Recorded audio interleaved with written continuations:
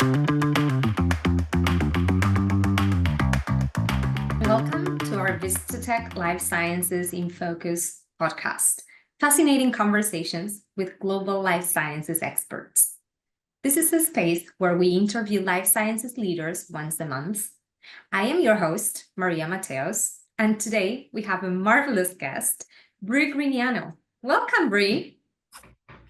Well, hello there. How are you? All good, thank you. Bre here has over 15 years of experience in business development and public relations in many fields, life sciences, sports, and philanthropy. And she works at HiRO, a CRO focused on global trials and advanced research. Her background includes growing business in undeveloped markets and building brands globally. She started her own nonprofit 5 years ago, and she's a huge advocate of women's health. So it doesn't come to a surprise that she chooses to partner with companies that spread innovation within this space. In her spare time, she works for the Eagles in their PR department. She likes to read and enjoys facilitating a Bible study within young adults in Kenya. Hi, Bre again. Wow, thank you. That was a very flattering introduction. Oh, you're an amazing guest, and you have a fascinating career from life sciences to sports and philanthropy, and we'll get into that in a minute. But you have a new role now. I'd very much like to hear about it. Fresh new start for you. You're a seasoned professional, as our audience already heard, and a brilliant business developer. So I'm sure you had plenty of options. Why HiRO? I chose HiRO for a couple of different reasons. First of all, their leadership team is amazing, and the solutions that they offer in our industry in the clinical trial space. But I'm going to brag a little bit. Our leadership team is incredible.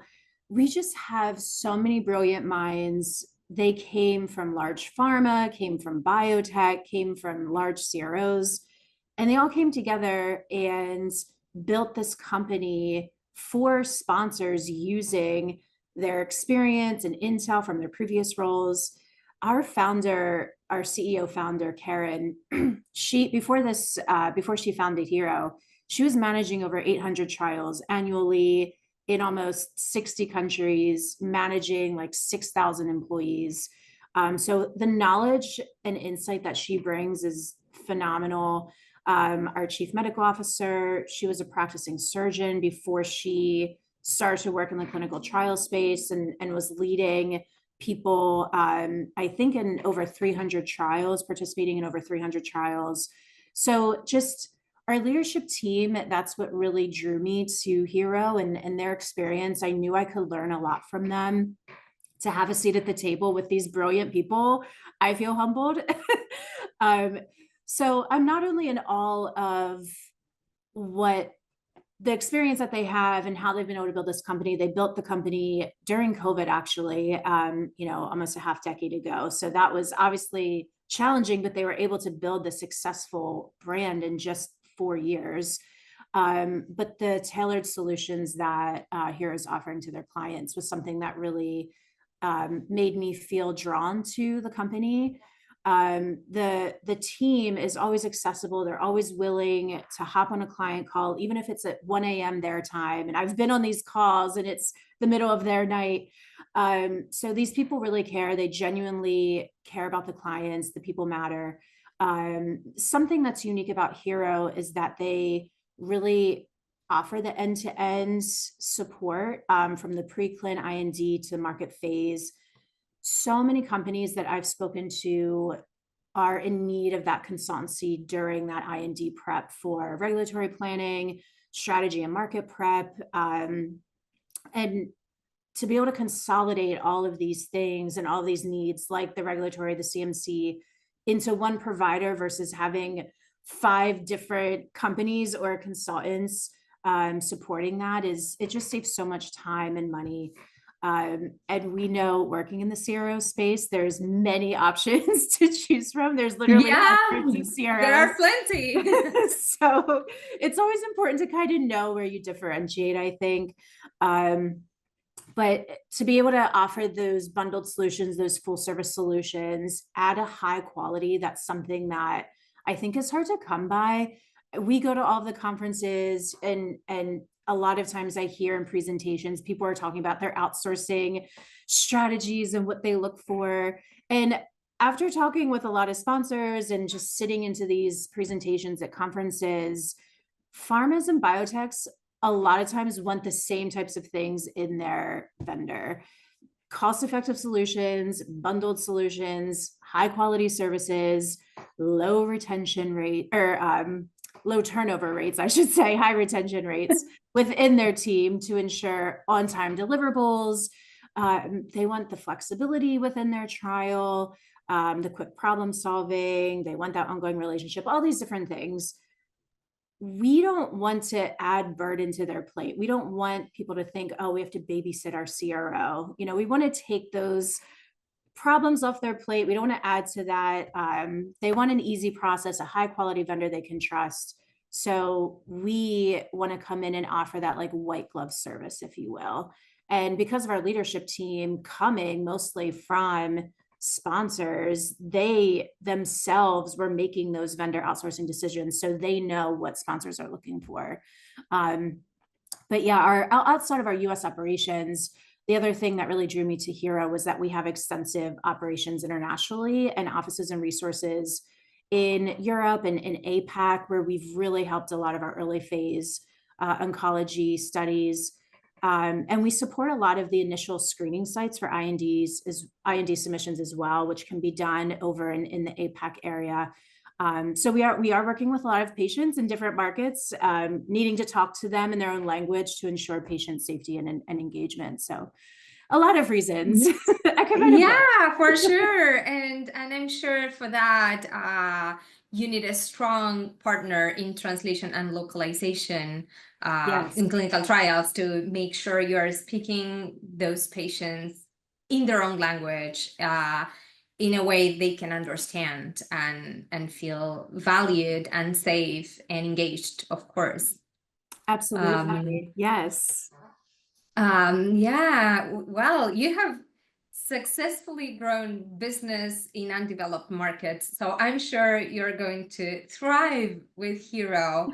I was wondering, in your experience, what are the biggest challenges you have faced in this environment, in these undeveloped markets, and how do you approach building a brand from the ground up in these regions?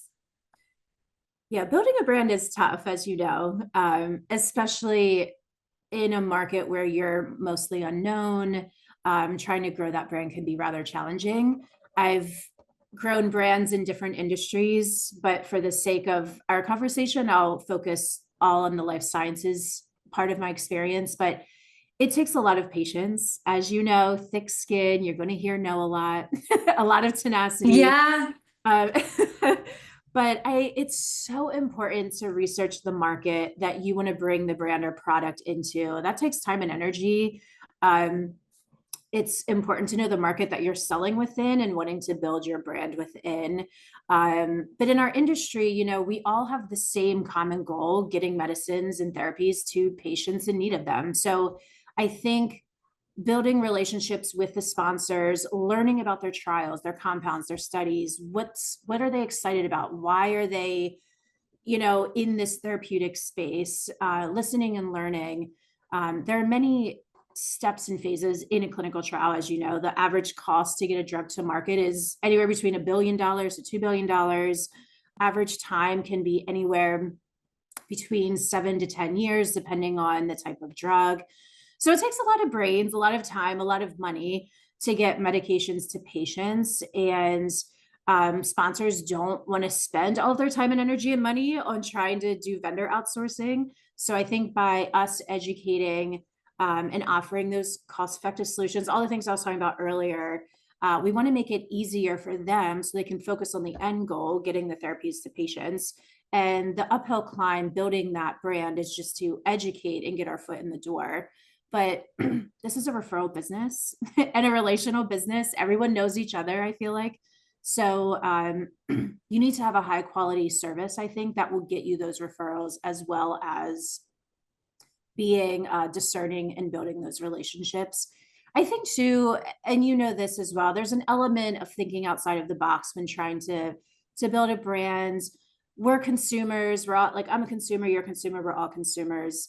Do I respond positively to a barrage of cold emails and LinkedIn messages that someone's sending me without researching me or my company and not having any tailored messaging? Probably won't respond.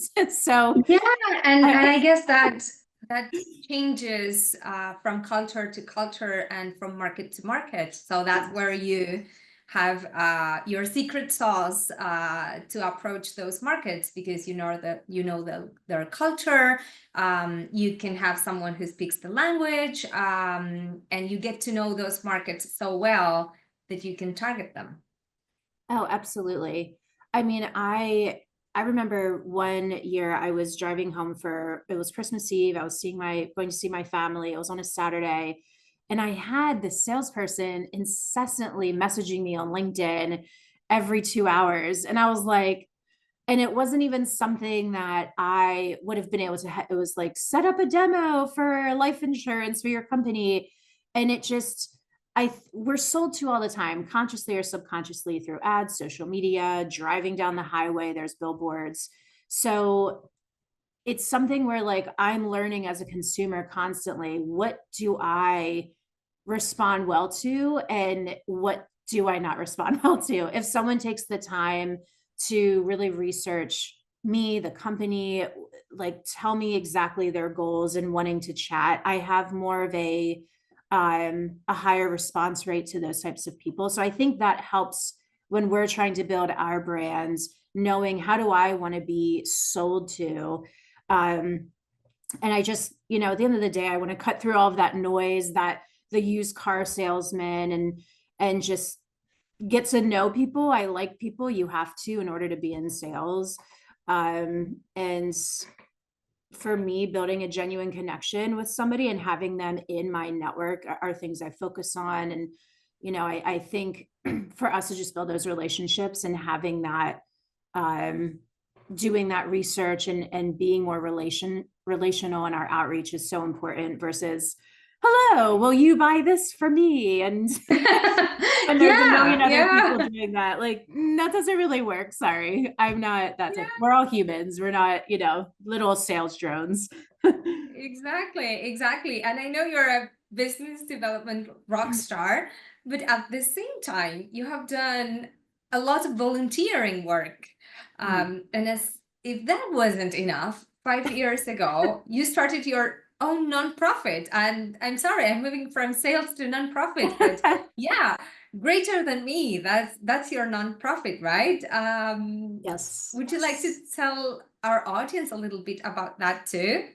Yeah, absolutely. I started Greater Than Me almost 6 years ago. And honestly, I really just wanted to use my passion for sports for an actual purpose outside of just obsessing over football games every Sunday.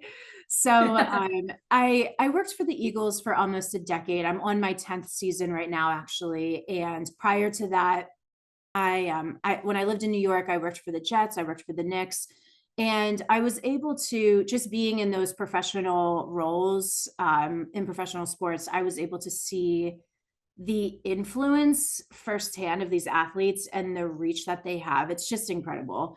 And I really felt this conviction. I wanted to challenge athletes and pro sports to use their amazing global platform and influence to cultivate change in their communities. So that's kind of what made me want to start the nonprofit and really use that space and sports as a vehicle to serve others and to help other people.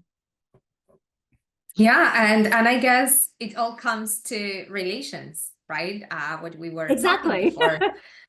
networking with people. Yes, the I see theme. what inspired you. And Yes.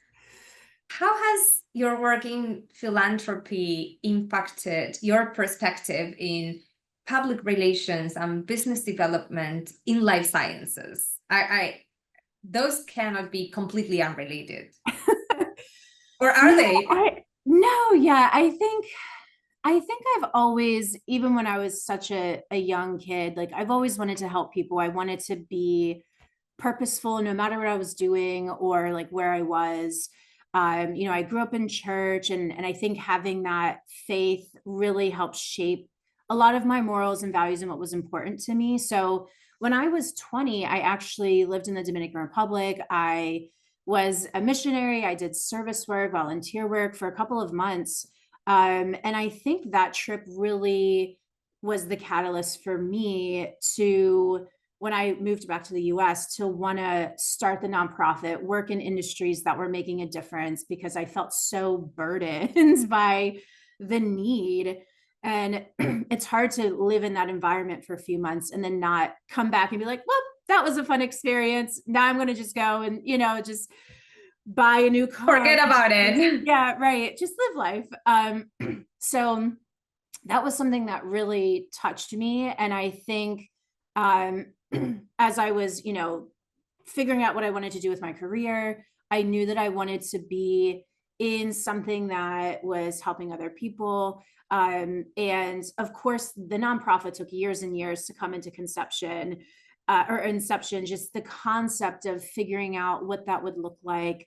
And I think my work in philanthropy over the last, 15, 20 years has really made me see people more than just somebody I want to sell to or a company that I want to partner with. We're all human. We all have complex lives. We all have things that make us unique. We all have burdens that we carry. I think I try and see people where they are on a human level and not as a target or a sale. And I've been able to bring a lot of that into the life science space with clients and people that I am working with.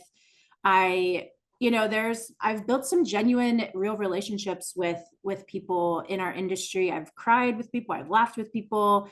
We're all in this together, and especially when we're working in the science and the STEM community, it's so rewarding to build those relationships while also creating and working on treatment plans and medicines that can impact and greatly improve the quality of life of so many people that we're, Yeah. trying to help. So I think working in the nonprofit and the philanthropic space has just softened me and just created a different lens in which I think talk to people. And it all comes back to the relationship, like you said, just the theme of this. Yeah.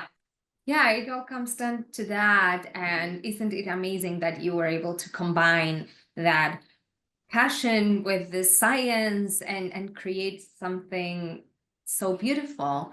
And you wear many hats, from your role at the CRO to work with the Eagles at their PR department and philanthropic work. This all sounds fascinating. And I know you're also a fellow passionate about women's health. You're a great advocate in that space. So I'm curious to know what innovations or advancements in women's health are you most excited about right now? Yeah, this is a really important subject for me. I would say I've dealt with a lot of health issues over the last few years, still dealing with a couple of things. And I had firsthand experience with how far behind women's health is when you compare that to our male counterparts. And I'm just such an advocate for women's health and always like to have my finger on the pulse when a new or innovative idea or treatment or diagnostic plan comes to market. Even though we make up half of the population, women have such a harder time getting diagnosed by their doctors. They aren't taken as seriously. And we suffer with more autoimmune diseases and chronic pain disorders than men do. So it's important for me for women's voices to be heard rather than being kind of gaslit by a lot of providers and doctors. One biotech that I've been following for a little bit, and that I'm really excited for, is HiRO Biotech. They're focused on developing the first non-surgical, non-invasive test for endometriosis. I was diagnosed with endometriosis last year, or the beginning of this year. And in order to do that, I had to have abdominal surgery and have my surgeon excise tissue from various organs to send to pathology. And currently, this is the only way to properly and definitively diagnose endometriosis. And because this is so invasive and it's very expensive, my surgery costs $76,000 if insurance hadn't covered it. Thank goodness it did. Millions of women will suffer this and not know what's causing their pain or why they're infertile, because almost half of women that have endo are unable to become pregnant. So before I was diagnosed, I, like many women, had years of pain. I had no idea what was happening with my body. And endo isn't just abdominal pain. You can have lesions up in your thoracic cavity. You have muscle pain, heart issues. It really was something that I felt so like just in despair. Why do I feel like my body is breaking apart? I have no idea why I'm in pain so often. And this company, HiRO, is taking that guesswork, and that the average time to get diagnosed, by the way, is 8 years for women for endometriosis. So A lot. which is crazy because it's so painful. It's such a painful disorder. But with HiRO's technology, women will be able to have just a simple test done in their OBGYN office, outpatient, takes a few minutes, it's 100% accurate without having to have surgery. So Sounds like magic. right. It's incredible. And because dealing with endo, it's something that I feel so passionately about. And again, why I love working in this space, because we kind of have our finger on the pulse with these new technologies and ideas. But the other thing I think that's really exciting in women's health are new innovations with early breast cancer detection. I know that there have been a few advancements in using AI. Yes. Which is, I mean, incredible. I think the earlier detection we have, there'll be a greater chance for women to, overcome breast cancer. And I think it will allow not only for our generation, but also hopefully we continue to see advancements in the women's health space for our daughters and granddaughters and nieces to have an easier path than we did when they're navigating their own health journeys. So it's very exciting. Hopefully these things come to fruition in the next couple of years, but this is a topic I could talk about for hours. So I know, me too. But yeah. let's watch that space, because a lot of exciting things going on, and can't wait to see what comes next, really, in that space. Well, Bre, it's been such a pleasure talking to you. Thank you so much for being our guest today. And well, before we go, I know that you're on track to read 100 books this year. Do you even have time to sleep, I wonder? You're doing so much, and it's so impressive. Do you have any reading recommendations for our audience? I am a self-professed nerd. I do love to read. My